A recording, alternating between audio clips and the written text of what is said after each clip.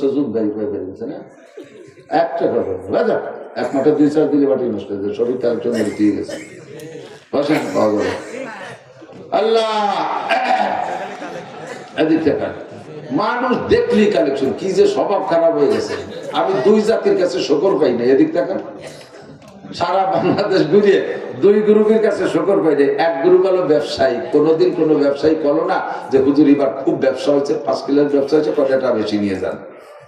কোন ব্যবসায়ী পায় না, সব ব্যবসাকে না ব্যবসা নাই, হুজুর আসলে নাই ব্যবসা নাই, খালেদা নাই ব্যবসা নাই, ইউনুস আইছে ব্যবসা নাই, জীবন বেড়ে ব্যবসা নাই। অথচ 1 লাখ টাকা পুঁজি নিয়ে শুরু হচ্ছে 10 বছর আগে, এখন কোটিপতি হয়েছে। ব্যবসা নাই এতটা আসলো করতে শকর করবে না কোনোদিন কোনো ব্যবসায়ীরা।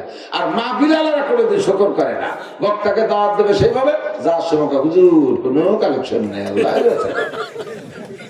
আর আসে একটা বুকটে কাটিয়ে কাটিয়ে বলে এই সম্ভব দেন। আমাকে গোপালগঞ্জে এবার যে মাইট খাইছি, কোথাও জায়গা যে মাইটটা খাইছি, আমাকে মাদ্রাসা টাকা দিল সব আমলিগের লোকজন। সে আমলিগালারা কয়েকজন নারাই পড়ায় চলে গেছে। আমার মাদ্রাসার মাহফিলে 8 লক্ষ টাকা ব্যয়, 8 লক্ষ টাকা মাহফিল খরচ, কোনো কালেকশন নেই। কালেকশন যে জায়গা ফাটায় সে জায়গা কাজে যাও, ইউনুসির কাছে যাও, যাও এনসিপির অমুকের কাছে যা ফাটায় দেয়, তারা তো আমাকে চাই জন্য দেয় না। কোনো আল্লাহর ফজলে গোটগাট করে বসি, যে কথা বুঝতেই দেবো না, কোনো বক্তা গেল না, শ্রোতা গেল না, কেউ বুঝতে দেবো না। প্যান্ডেলও করছি অন্য বাড়ছে সুন্দর, মাহফিলে সব খরচ বাড়াইছি, পকেটে 5 লাখ টাকা নিয়ে বসে ঘুরছি, যে কোথায় কোনটা লাগবে একটু বুঝতে দেবো না, সব খরচ আমি করবো। মাদ্রাসায় যে এই যে নির্বাচনী করলে রাজনৈতিক প্রভাব, এটা মাদ্রাসার পর পড়ছে, এটা আমি বুঝতেই দেবো না। বক্তাকে গত বছর হাদিয়া বেশি দিয়েছে, সবাই এসে দেখে হুজুর কিছু নাই, এসব বাদ দেন, কালেকশন করবেন। গ্রামীরা 70টা মাদ্রাসা, এর জন্য এবার বিটাকে শুনতে কালেকশন শুরু হয়েছে। 1 টাকা কেউ দেবে না, যার শুনে 1000 টাকা দিয়ে দেবে, 1 টাকা দিতে নিষেধ করছে। বাহারহাল তবু এটা আমার ভালো লাগে না। আমার মাহফিলে 20,000 মানুষ হয়েছে, এই হাত কালেকশন হয়েছে 36,000 টাকা হয়েছে। পরে হিসেব করে দেখলাম যে একটা 60 পাইয়ারি মাথা পিছু পড়ছে। আর এই খয়রাত জীবনও করবে কি আমি দিয়ে দেবো। আল্লাহ তো আল্লাহ পাক আমাদেরকে ভালোবাসে। এবার আল্লাহ জিজ্ঞেস করতেছে, কুলিন কুনতুম তুহিব্বুনাল্লাহ, আমি তো তোমারে ভালোবাসি, তুমি কি আমারে ভালোবাসতে চাও? আমি তোমারে ভালোবাসি, তার কত প্রমাণ দেখো, কত প্রমাণ। হ্যাঁ যুবক, তোমারে ভালোবাসি প্রমাণ, তুমি নামাজ পড়ো না তবুও তোমারে খাইতে দেই, কথা কর না কেন? তুমি রোজা রাখো না তাও তোমার রমজান মাসও খাওয়াই, তুমি জিনা ব্যভিচার করো তারপরে তোমার বাঁচায় রাখতেছি, 28 সুযোগ দিচ্ছি। তুমি কত অন্যায় করো তারপরে তোমার আমি শেষ করি না, এটাই প্রমাণ আমি তোমারে ভালোবাসি। এবার তুমি যদি আমারে ভালোবাসো বলো, জি আল্লাহ তোমারে ভালোবাসি। আমরা আল্লাহর ভালোবাসি না? জি আল্লাহ ভালোবাসি। তাহলে উভয় পক্ষ থেকে ভালোবাসা যদি আগায়, ভালোবাসার একটা রেজাল্ট আছে। বৈধ ভালোবাসারও রেজাল্ট আছে, অবৈধ ভালোবাসারও রেজাল্ট আছে, আছে না নাই? আল্লাহকে আমরা ভালোবাসবো, আল্লাহ আমাদেরকে ভালোবাসে, এটা বৈধ না অবৈধ? অবৈধ না বৈধ? এই বৈধ ভালোবাসার একটা রেজাল্ট আল্লাহ পাক বলেন, ইন কুনতুম তুহিব্বুনাল্লাহ, যদি তোমরা আমাকে ভালোবাসতে চাও বলো জি আল্লাহ তোমারে ভালোবাসতে চাই, তবে রেজাল্ট কি হবে, এ ফলাফল কি দাঁড়াবে কও? আল্লাহ পাক বলে আগে ফলটা শুনে নে, ঠিক আছে? ইউহিব্বুকুমুল্লাহ, আমার যত ভালোবাসা আছে সব তোদেরকে ঢেলে দেব। ওয়ায়াগফির লাকুম যুনুবাকুম, চলার পথে জীবনে যত গুনাহ করেছিস, যত গুনাহ করেছিস, ইয়াগফির লাকুম যুনুবাকুম, সব গুনাহ আমি আল্লাহ পাক ক্ষমা করে দেব। একটা গুনাহ তোমার আমলনামায় রাখবো না, এটা আমার ভালোবাসার প্রমাণ, এটা আমার ভালোবাসার প্রতিদান। আল্লাহু গফুরুর রহিম, আমি গফুর বিদায় ক্ষমা করে দেব। আমার আরেকটা নাম রহিম, এই রহিম নামের বদৌলতে ফাউলাইকা ইউবাদদিলুল্লাহু সাইয়্যাতিহিম হাসানাত, তোমার জীবনের সমস্ত গুনাহগুলো ক্ষমা করে দিয়ে গুনাহ সংখ্যা পরিমাণ নেকি দিয়ে আমলনামা ভরপুর করে দেব। সুবহানাল্লাহ। জি আল্লাহ, তাহলে তো রেজাল্টও ভালো। তো ভালোবাসবো কিভাবে? এবার আল্লাহ শিখিয়ে দিলেন। ভালোবাসতে হলে নবীকে বলেন, আপনি বলে দেন ফাত্তাবিউনি, আমার অনুসরণ অনুকরণ করো। নবী পাকের অনুসরণ অনুকরণ করলে কি হবে? নবী পাক বলেন মান আতানি ফাকাদ আতা আল্লাহ, যে আমার অনুসরণ অনুকরণ করলো সেজন্য আল্লাহরই অনুসরণ করলো। অমান আসানি আসানি ফাকাদ আসাল্লাহ, যে আমার সাথে নাফরমানি করবে সে আমার আল্লাহর সাথে নাফরমানি হবে। হুজুরকে এবার বললাম, হুজুর আপনাকে তো আপনার সাহাবায়ে কেরাম বলেন, হুজুর আপনারে আমরা সামনে দেখতেছি, ভালোবাসি, আপনার অনুসরণ অনুকরণ করি, একটা দিন আপনি দুনিয়ায় থাকবেন না, সেই সময় মুসলমানরা কিভাবে আপনার অনুসরণ করবে? হুজুর বলেন, মান আহাব্বা সুন্নতি ফাকাদ আহাব্বানি, যে আমার সুন্নতকে ভালোবাসলো সেজন্য আমাকেই ভালোবাসলো। ওমান আহাব্বানি কানা মাই ফিল জান্নাহ, আর যে আমাকে ভালোবাসবে আল্লাহ তারে ভালোবাসা তারে আমার সাথে জান্নাতে পাঠাইয়া দিবে। এবার নবী পাকের হাতে গোনা কয়টা সুন্নত বলে দেব, একেবারে এর সাথে কোনো ওয়াজ নাই, শুধু সুন্নত। কি বললাম? হুজুরের সুন্নত রে ভালোবাসলে হুজুরে ভালোবাসা হয়, আর হুজুরে ভালোবাসলে আল্লাহকে ভালোবাসা হয়। কতক্ষণ? আর আল্লাহকে ভালোবাসলে আল্লাহ ক্ষমা করে দেন, নবীর সাথে জান্নাতে পাঠিয়ে দেয়। যে ব্যক্তি নবী পাকের সাথে জান্নাতে যাইতে চান, তার অতি জরুরি, তার অবশ্যই কর্তব্য মাথা থেকে পায়ের তালু পর্যন্ত বডির ভিতরে সুন্নত গুলো পরিপূর্ণ নিয়ে আসেন। যুবক পাগলামি করিস না, পাগলামি করতে করতে কিন্তু জীবন শেষ করে দিছো। যে কোনো সময় রাস্তায় যে কিন্তু ধর্ম করে পড়ে যেতে পারো, ট্রাকের তলে বাসের তলে অ্যাক্সিডেন্ট করে যে কোনো জায়গায় পড়ে যেতে পারো, হায়াতের কোনো গ্যারান্টি নেই। তোমার মতো বহু যুবককে দেখেছি স্টক করে মারা গেছে, বয়স এখনো সেই পরিমাণ হয় নাই। 18, 20, 25 বছর বয়সে যুবক গুলো পড়ে যাচ্ছে স্টক কইরা, রাস্তাঘাটে মোটরসাইকেলে অ্যাক্সিডেন্ট করে পড়ে যাচ্ছে। ও যুবক পাগলামি করো না, আসো নবী পাকের সুন্নতের অনুসরণ করি। 1 নম্বরে বডিটারে সাজাও, তোমার চুল কি নবীর চুলের মতো কাটাইছো কিনা তুমি সেদিক লক্ষ্য করো। যদি নবীর চুলের মতো চুল তুমি না কাটাইয়া ওই মেসি কাটিং আর নেইমার কাটিং, ইহুদি কাটিং আর খ্রিস্টান কাটিং, হিন্দু কাটিং আর বুদ্ধ কাটিং, জেলোনেস্কি কাটিং আর ওই যে কি বলা হয় কিম জং উন উত্তর কোরিয়ার প্রেসিডেন্ট কাটিং, এই সমস্ত কাটিং এ যদি কাটো, নবী পাক বলেন মান তাশাব্বাহা বিকওমিন ফাহুয়া মিনহুম, যার সাথে যার মিল হবে তার সাথে তার হাসর হবে, যার সাথে যার মিল হবে তার সাথে তার হাসর হবে। তোমার মুখখানের দিকে তাকাও, তুমি দাড়ি কাইটা মুখটারে কি করেছো? তুমি কি মনে করো নবী পাক কোনোদিন দাড়ি কেটেছিলেন? নবী পাক দাড়ি কাটে নাই, সাহাবায়ে কিরাম দাড়িতে খুর লাগায় নাই। খোদার কসম, দাড়ি কাটা খুর লাগানো অবস্থায় যদি তুমি কিয়ামতের ময়দানে যাও, আল্লাহর কসম তোমাকে নবী পাক প্রথম চান্সে সুপারিশ করবে না। এক দাড়ির কারণে তোমাকে 50,000 বছর জাহান্নামে পোড়া লাগবে। নামাজ পড়তে গিয়ে খালি মাথায় নামাজ পড়ে, তাই টুপি কি নামাজের অঙ্গ? টুপি নামাজের অঙ্গ না, টুপি মুসলমানের ইউনিফর্ম। মুসলমানের 24 ঘন্টার পোশাকের মধ্যে একটা টুপি আছে। পরনের কাপড়টা যেমন আপনার ইউনিফর্মের মধ্যে পড়ে, মুসলমানের টুপিটাও তেমন। তবে দৈনন্দিন কাজ কামের জন্য আপনি টুপি কিছুক্ষণ খুলে রাখলেও নামাজের সময় খালি মাথায় নামাজ পড়বেন না। আমার নবী কোনোদিন খালি মাথায় নামাজ পড়েন নাই, সাহাবায়ে কেরাম পড়েন নাই। এরপরে মোসার দাড়ির দিকে চলে আসেন, এরপরে আপনার পোশাকের দিকে চলে যান। আপনি যে পোশাক পরেন এই পোশাকটা নবী পাক পরেন নাই, সাহাবায়ে কেরাম পরেন নাই, তাহলে আপনি নবী পাকের কি ভালোবাসলেন? তো কোজা বা সুন্নতে আহমদ কোজা বা মুহাম্মদ কাই বুয়াব নিসবত তুরা। যুবক, আজকে থেকে কয়েকটা সুন্নতের খুব কঠিন ভাবে আমরা প্রস্তুতি নেই, মুরব্বীরা নেই, সকলেই নেই। 1 নম্বরে আমি দাড়ি কাটবো না, প্রতিজ্ঞা করেন দাড়ি আর কাটবো না। দাড়ি রাখলে আবার ওই ছোট ছোট বগল সাইজে খাজুনে দাড়ি, এরে আবার দাড়ি কয় না, এটা নুস্য দাড়ি। দাড়ি হতে বেজে দেখেন দাড়ি কারে কয় আল্লাহর ফজলে। এই কম পক্ষে 1 মুঠের আগে দাড়ি কাটলে ছাটলে যদি ইমাম সাহেব কাটে ছাটে, ওই ইমামের পিছনে নামাজ হবে না। যে ইমাম 1 মুঠের আগে দাড়ি কাইটে খাটো করে, ওই ইমামের পিছনে নামাজ পড়া মাকরুহে তাহরিমি। দাড়ির সুন্নতের উপর আমল করেন। মেসওয়াক দাঁতন করার জন্য, দাঁত পরিষ্কারের জন্য বিরাস বাদ দিয়ে, বিরাস আপনি ব্যবহার করেন, কিন্তু 5 ওয়াক্ত নামাজের সময় মেসওয়াকটা ব্যবহার করেন ওযুর সময়। তাহলে আপনার মরণের সময় কলেমা নসিব হবে, জানাজায় 500 ফেরেশতা আপনার জানাজায় হাজির হবে। খানা খাওয়ার সময় দস্তারখানের আমল করেন। পেশাব পায়খানা ঢিলা, পেশাবে বাধ্যতামূলক পুরুষরা ঢিলা ব্যবহার করেন, নারীরা পেশাব পায়খানা পেশাবে ঢিলা নেই, নারীরা পায়খানা ঢিলা ব্যবহার করবেন। দস্তারখানার আমলটা সবাই করব আমরা, নারী আর পুরুষ। দস্তারখানের পর খানা পড়লে তুলে খাবেন, এটা আর একটা সুন্নাত। প্লেটটা পরিষ্কার করে আঙ্গুল চাইতে খাবেন, এরা একটা সুন্নাত। যত সুন্নাত আছে ছোট মনে না করে সুন্নাত গুলোকে আমলে আনার চেষ্টা করি। নামাজ, নবী পাকের যত ইবাদত গুলো যেগুলো হুজুর আমাদেরকে শিখে দিয়ে গেছেন, সব ইবাদত গুলো নবীর তরিকায় করব, তাহলে আল্লাহ পাকের ভালোবাসা পাবো। আল্লাহ পাক আমাদের তৌফিক দান করে, সবাই বলি আমিন। মাদ্রাসা, ছোট্ট মাদ্রাসা, ছোটরে বড় বানাইতে হলে তো কিছু দান করাই লাগে। যাদের যেমন তৌফিক আছে, দিয়েছেন, আগেও দিয়েছেন শফিক সাহেবের কাছে, তারপরেও যেহেতু বলে গেছে মহব্বতের সাথে, কেউ বাকি থাকলে পরে যারা আসছেন, যদি কেউ চান যে 1000 টাকা দেবো মাদ্রাসা, একটু দোয়া করে দেবো, 2000 টাকা দেবেন, একটু বলবেন দোয়া করে দেবো।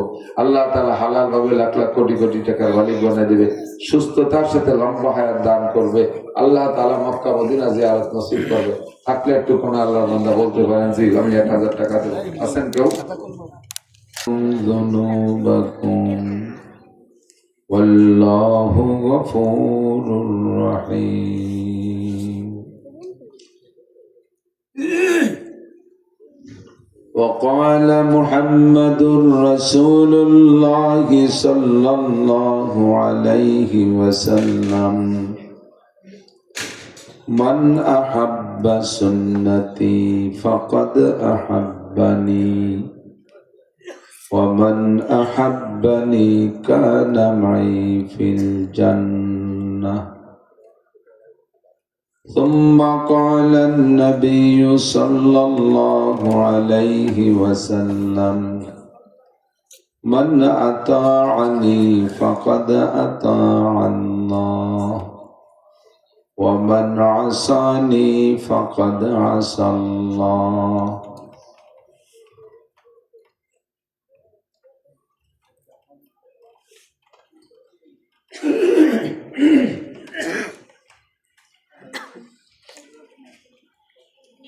صدق الله مولانا العظيم وصدق رسوله النبي الكريم. سبحانك لا علم لنا إلا ما علمتنا إنك أنت العليم الحكيم. رب اشرح لي صدري ويسر لي أمري واحلل عقدة من لساني يفقه قولي. رب زدني علما. اللهم بارك لنا في رجب وشعبان وبلغنا رمضان. اللهم أرنا الحق حقا وارزقنا اتباعه وأرنا الباطل باطلا وارزقنا اجتنابه. সকলে বলি আমিন। দিল থেকে মোহাব্বতের সাথে হুজুর আলাইহিস সালাতু ওয়াস সালামের শানে আমরা একবার দরুদ ইব্রাহিম পড়ি, আল্লাহর রহমত 10 গুণ বেড়ে যাবে। আল্লাহুম্মা সাল্লি আলা মুহাম্মাদিন ওয়া আলা আলি মুহাম্মাদ কামা সাল্লাইতা আলা ইব্রাহিম ওয়া আলা আলি ইব্রাহিম إنك حميد مجيد. اللهم بارك على محمد وعلى آل محمد كما باركت على إبراهيم وعلى آل إبراهيم إنك حميد مجيد.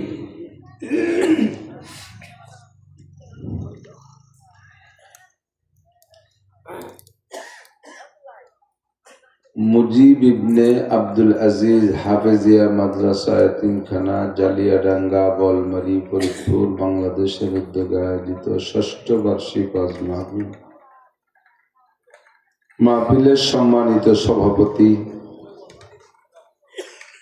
জনাব হযরত মাওলানা নজরুল ইসলাম সাহেব,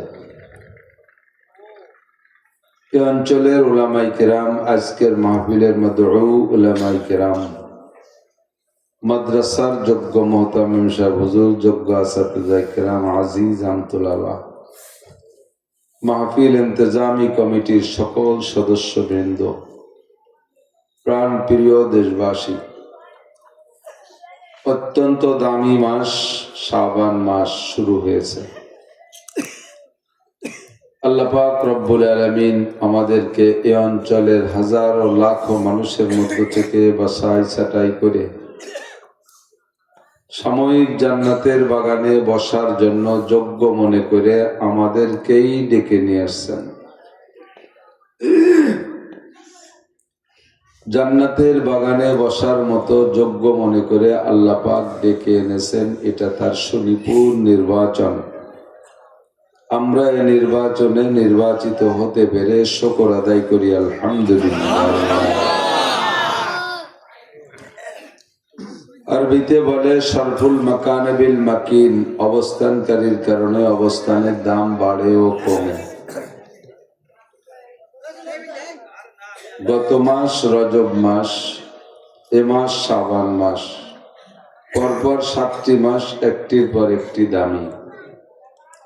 বিশেষ বিশেষ কারণে এক একটি মাসকে আল্লাহ তাআলা দামি করেছেন। রজব মাসে আমাদের নবী, বিশ্ব নবী মুহাম্মদ রাসূলুল্লাহ সাল্লাল্লাহু আলাইহি ওয়াসাল্লামকে আল্লাহ পাক জান্নাতি পরিবহনে চড়াইয়া দুনিয়ার আরব আমিরাতের ভিতরে অনেক দর্শনীয় জায়গা এক রাত্রে ঘুরাই ঘুরাই দেখাইছেন। সর্বপ্রথম মক্কা থেকে মদিনায় নিয়েছেন 410 কিলোমিটার, সেখান থেকে নিয়েছেন জবালে তুর 3000 কিলোমিটার, সেখান থেকে নিয়েছেন 3000 কিলোমিটার দূর প্রায় শোয়াইব আলাইহিস সালামের বাড়ি মাদায়েন, সেখান থেকে ওইরকম 3000 কিলোমিটার হবে বাইতুল্লাহাম, হযরত ঈসা আলাইহিস সালামের জন্মভূমি। সেখান থেকে ফিলিস্তিনের বাইতুল মুকাদ্দাস। সমস্ত নবী রাসূলদের রূহকে উপস্থিত করে আসমানের নিচে জমিনের উপরে যত ফেরেশতা ছিল সমস্ত ফেরেশতাদেরকে সামনে পিছে রেখে নবী আলাইহিস সালাতু ওয়াস সালামকে সামনে দিয়ে 2 রাকাত নামাজের ইমামতি করাইয়া ইমামুল আম্বিয়া ওয়াল মুরসালিন ওয়াল মালাকুত, নবী রাসূল ও ফেরেশতাদের ইমাম সাব্যস্ত করে ইমামের সম্মানে সম্মানিত করে তারপরে বুরাকে চড়াইয়া একে একে 7 আসমান পার করেছিলেন এক রাত্রে। সারা রাত না, রাতের কিছুক্ষণ। 7 আসমান পেরিয়ে সেখান থেকে বহু উপরে গিয়ে ফেরেশতাদের মসজিদ বাইতুল মামুর, দুনিয়ার মুসলমানদের কিবলা কাবা ঘর আর ফেরেশতাদের কিবলা আসমানের উপরে বাইতুল মামুর, সেটা হুজুর দেখলেন। সেখান থেকে নিয়ে যাওয়া হলো আরো উপরে সিদরাতুল মুনতাহা, সীমান্তের কুল গাছ, তার উপরে জিব্রাইল এবং বুরাকার যাইতে পারে নাই। আল্লাহ পাক রব্বুল আলামিন আরশে আজিম থেকে আলাদা একটা পরিবহন পাঠাইলেন, নাম তার রফরফ। রফরফে চড়াইয়া একে টানে আরশে আজিম পর্যন্ত নিয়ে আল্লাহ পাকের সামনে বসার সুযোগ করে দিলেন। বলি সুবহানাল্লাহ।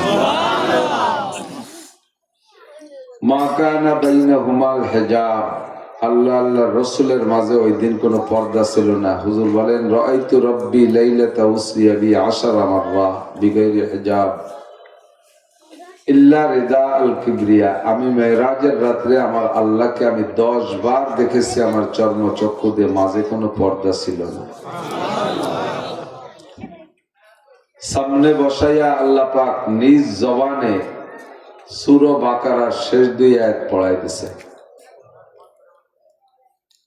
আরশে আজিমে বসে আমানার রসুল থেকে নিয়ে শেষ 2 আয়াত, এটা মেরাজের রাত্রে আসমান থেকে আরশে আজিম থেকে নিয়ে এসে দিল। বাকি অংশ জিব্রাইলের মাধ্যমে শিখাইছে। এরপরে আমাদের জন্য সেরা ইবাদত, মুসলমানদের জিন্দেগির সবচেয়ে বড় ইবাদত, শ্রেষ্ঠ ইবাদত খামসু সালাওয়াত, 5 ওয়াক্ত নামাজ আল্লাহ তাআলা হাদিয়া দিয়েছেন। ইনদা সিদরাতিল মুনতাহা ইনদাহা জান্নাতুল মাওয়া, সিদরাতুল মুনতাহার পাশ দিয়ে 8টা জান্নাত, 7টি জাহান্নাম, এপাশ ওপাশ দিয়ে। হুজুর বললেন, জিব্রাইল জান্নাত কি একটু কোনো পাশ দিয়ে একটু দেখে যাওয়া যায়? তাহলে যাই একটু উম্মতরে কইতে পারতাম। জিব্রিল বললেন, হুজুর কোনো পাশ দিয়ে ফাঁক ফোক দিয়ে না, সরাসরি পুরো 8টি জান্নাত এবং 7টি জাহান্নাম আল্লাহ আপনাকে দেখে যাওয়ার জন্য অর্ডার করেছেন। হুজুর 8টি জান্নাতও দেখলেন, 7টি জাহান্নামও দেখলেন।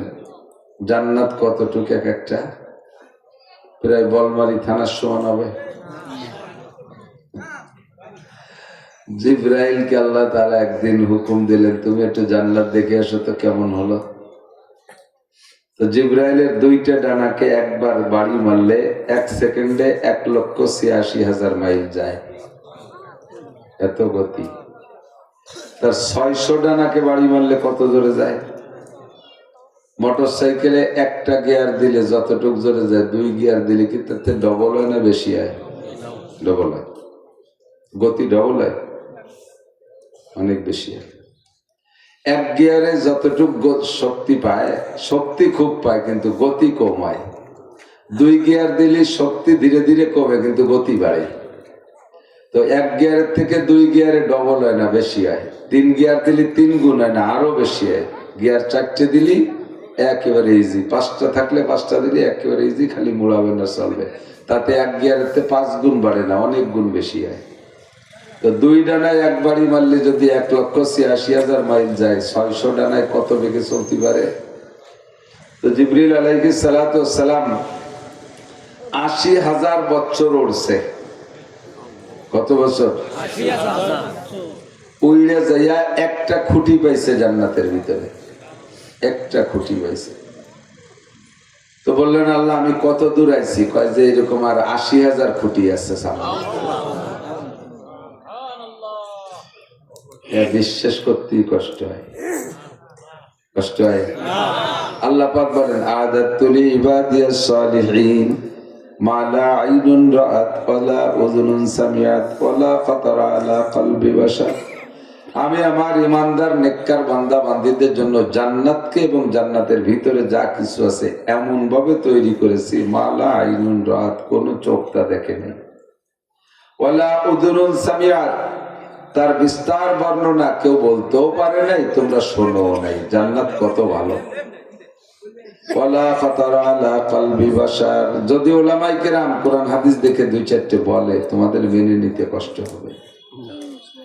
হুজুর বলেন, জান্নাতি নারীদের ভিতরে আল্লাহ পাক এমন বৈশিষ্ট্য, এমন গুণ, এমন রূপ, এমন সবকিছু রেখেছেন, তাদের রূপের ঝলক এমন, যদি একটা মহিলা তাদের এই কেনি আঙ্গুলের একটু মাথা দুনিয়ায় বের করে দিত, তার রূপের সামনে সূর্যের আলো নিভে যাইত। এই কেমন কথা! সূর্যের আলো, দুনিয়ায় যত বড় কারেন্টের যত বড় বাল্ব লাগান, দিনের বেলা সূর্য যদি টকবগায় ওঠে, সূর্যের আলোর সামনে কারেন্টের লাইট যত বড় 1000, 5000, 10,000 পাওয়ারের লাইট হোক, ও কি লাইট দিতে পারে? নিভে যায় না। আর সূর্যের আলো নিভে যাবে মহিলার রূপের সামনে। এরপরে হুজুর বলেন, লাউ বাযাকাত ফিল বাহরি লাকানাত আহলা মিনাল আসাল। জান্নাতি হুরদের মধ্য থেকে কোন এক মহিলা যদি তার জিহ্বা থেকে 1 ফোঁটা লালা দুনিয়ার পানিতে ফেলে দিত, সারা দুনিয়ার সমস্ত পানি মধুর চেয়ে মিঠে হয়ে যায়। বিশ্বাস করতে কম মনে আছে, এই জন্য সুবহানাল্লাহ চলে হয়ে গেছে। বলেন না সুবহানাল্লাহ। এই কথাটা মেনে নিয়ে ইমানের শক্তি বলেই মেনে নিতে হবে, ইমানদাররা ছাড়া পারবে না মানতে। দুনিয়ার কাফের মুশরিকরা নিয়ে ব্যঙ্গ করে, ঠাট্টা করে, সারা দুনিয়ার সমস্ত সুগার মিল, চিনির কল, তাতে যত চিনি হয় সমস্ত সুগার মিলের ডেলিভারি লাইন আমাকে এই মধুমতি নদীর কামারখালীর ওই জায়গা নামায় দিয়ে সারা জীবন ভরে যত চিনি হবে, প্রোডাকশন হবে, সব যদি এক নদীতে ডালে, তাতে কি সারা মধুমতির পানি টুকরে মিঠে বানাতে পারবে? তো সারা দুনিয়ার সুগার মিলের চিনি দিয়ে 1 গাঙ্গের পানি মিঠে বানাতে পারি না। আর এক বিটি একটু স্যাপ ফেলা দেবে, তাতে সারা দুনিয়ার পানি মধুসে মিটি হবে। এরপর পানি কটুক হিসেব আছে হুজুর? এ দুনিয়া কত পানি, আটলান্টিক মহাসাগর, প্রশান্ত মহাসাগর, ভূমধ্য সাগর, বঙ্গোপসাগর, আরব সাগর, কত সাগর, এর সব সাগরের পানি মধুসে মিটি হবে এক মহিলার একটু থুতু দিলে। এ কথা মেনে নিতে খুব কষ্ট। এর নামই হলো ইমান। আর ওভাবেই আল্লাহ তাআলা তৈরি করে রেখে নিজেই বলেন ওয়ালা খাতারা আলা কলবি বাশার, তোমাকে বললে তুমি মানতেও কষ্ট হবে। এই বিশাল জান্নাত হুজুরকে আল্লাহ তাআলা এক রাত্রে দেখাইছেন, বলবেন সুবহানাল্লাহ। এরপরে দেখে এসে বললেন যে জিবরাইল, এই পাশে যে কালা কালা অন্ধকার অন্ধকারটা এগুলো কি? কয় যে এইগুলো হলো জাহান্নাম। তাহলে ওর তো দায়িত্ব আটা যাবে না। কয় যে না, ওটা আপনারা ঘুরে দেখে যেতে কইছে। ওর মধ্যে ঢুকলি পুড়িয়ে টুড়িয়ে যাব না। যে আপনি যার সাথে সাথে জাহান্নামের সমস্ত কার্যক্রমকে আল্লাহ তাআলা স্থগিত করে দিবেন। আপনার জন্য জাহান্নামের সমস্ত সাজা শাস্তি আপনার গায়ের জন্য হারাম, স্পর্শ করা হারাম। হুজুর ঢুকে সব ঘুরে ঘুরে দেখে আসলেন এক রাত্রে। এই রাতটা হলো রজব মাস, গত মাসে 26শে রজব দিবাগত রাত। এমন আজীব ঘটনা যে মাসে ঘটে, মাসটা বড় উল্লেখযোগ্য হওয়া দরকার না? আমাদের দেশে 5ই আগস্ট একটা ঘটনা ঘটে গেছে। সেই 5ই আগস্টে কিয়ামত পর্যন্ত জিন্দা রাখার জন্য আমরা কিভাবে সবাই আদা জল খেয়ে নামছি না? হ্যাঁ, ভোট দিতে হবে, গণভোট দিতে হবে, এই স্বীকৃতি দিতে হবে, ওই স্বীকৃতি দিতে হবে। 5ই আগস্ট তো 5ই আগস্ট ঘটছে বাংলাদেশে। এর জন্য বাংলাদেশের ভিতরে কিছু হবে। আর এই যে হুজুরের যে মেরাজের ঘটনাটা ঘটছে, এটা সেই থেকে নিয়ে কিয়ামত পর্যন্ত সারা দুনিয়ার মোমেন মুসলমানের শিক্ষার জন্য ঘটনা ঘটেছে, ঠিক না? কাজে এই সমস্ত ঘটনা আছে, ওইটা অনেক দামি, এজন্য মাসটা বড় দামি। চলতি মাসের 15ই শাবান, 14ই শাবান দিবাগত রাতটা আসতেছে। আমাদের দেশে একদল শিক্ষিত ভাই বাড়াইছে, নবশিক্ষিত, বাংলা জেনারেল লেখাপড়া কিছু জানে, আরবিতে কোরআন শরীফও শুদ্ধ করে পড়তে পারে না। বোমা মারলে একটা বা বেরোয় না, পেটের মধ্যে জাল খা দিলে একটা আলিফ বেরোয় না। এরা কিছু বাংলা বই পুস্তক দেখে এরা পাইছে যে শবে বরাত বলতে কিছু নেই। এরকম একদল আছে, শবে বরাতে মিটাই দেয়। তারা আরো পাইছে রমজান মাসে তারাবির নামাজ মোটে 8 রেখাত, কেউ বলে তারা পাইছে। তারাবির নামাজ কয় রেখাত? 20 রেখাত। তোমরা পাইছে 8 রেখাত। 12 রেখাত নাই। কম টুক না থাকতো, না থাকতো, বেশি টুকি নাই। কে হিসেব করছে চিন্তা করতে পারে। আল্লাহ তো আমরা বিশ্বাসী তারাবির নামাজ কয় রাকাত? ঠিক না?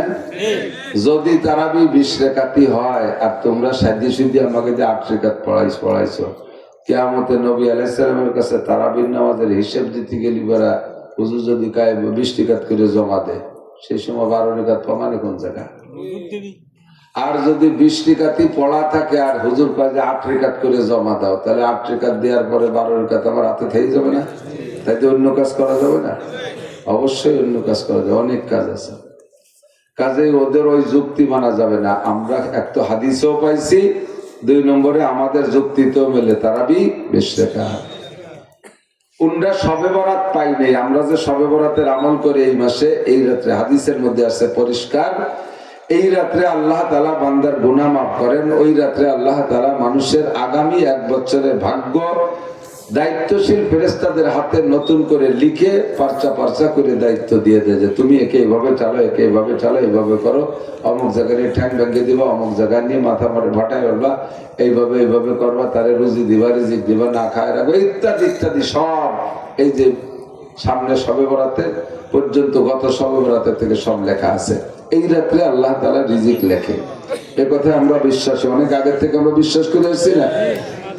আল্লাহ এইটা ওনরা খুঁজে পায় না। একটু বলে যাই, ওনরা বলে যে আমরা যেই হাদিসের পর আমল করে শবে বরাতের আমল করি, এই হাদিস জয়ীফ, হাদিস জয়ীফ। একটু বলি, একটু খেয়াল করে, একটু বোঝার চেষ্টা করেন। শরীরটা বেশি একটা ভালো লাগতেছে না, এই জন্য কাটা কাটা ভাবেই কিছু বলি, শোনা বোঝা যাচ্ছে তো ইনশাআল্লাহ। কিছু আমলি কথা যদি আল্লাহ দেয় বলবো তো। হাদিস জয়ীফ, জয়ীফ হাদিসের পর আমল করে আমরা শবে বরাত করি।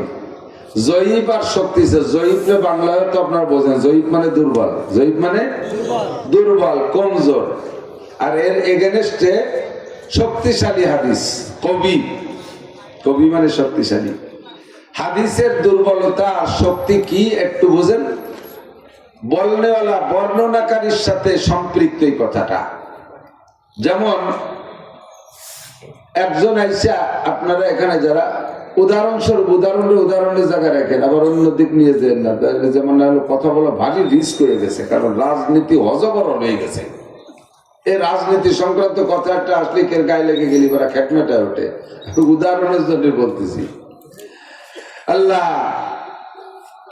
তৎকালীন সমকালীন যারা যে দলই করেন সেই দলের বড় নেতা ধরে নেন, যারা আওয়ামী লীগ করে তারা শেখ হাসিনার নেত্রী মানে, তো এই জায়গায় ইউনিয়ন চেয়ারম্যান আওয়ামী লীগের অন্যান্য নেতারা, ছোট ছোট নেতারা এই জায়গায় যে আছে।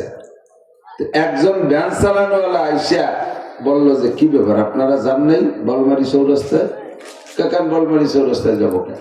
কয় যে প্রধানমন্ত্রী শেখ হাসিনা আসলো। আর বাদ দে, শেখ হাসিনা এলাকায় আসবে আর আমরা জানবো না? তুই কারে দেখতি, তুই শেখ হাসিনা দেখছিস না মমতাজের দেখছিস? তাই জাড়ি দিয়ে উড়ে গেছে। ও লোক আর ঠিকতে পারে না, জাড়িতে নিজের চোখে দেখিয়ে আসছে শেখ হাসিনা। ও চলে যাওয়ার পরে এলো মাছ বেচছে জাড়িয়ে। এরপরে একজন ভ্যান চালাই নিয়ে আইছে, ভ্যান চালাই আইসে কি ব্যাপার আপনারা এখনো এই জায়গা? কথা কোন জায়গা যাবো? শেখ হাসিনা ভাষণ দিচ্ছে জান নাই? আরে বাদ দে, আমরা এলাকার আমলিক করি, আমাকে না করে বলে শেখ হাসিনা আছে, তুই কি কারে দেখছিস? কিন্তু আগের বার যে জোরে জারি দিয়েছে, এবার সেকেন্ড ম্যান বলার পরে ওই জোরে জারি দেয়নি, কারণ একই কথা আর একজনও পায়, যদিও আগের জন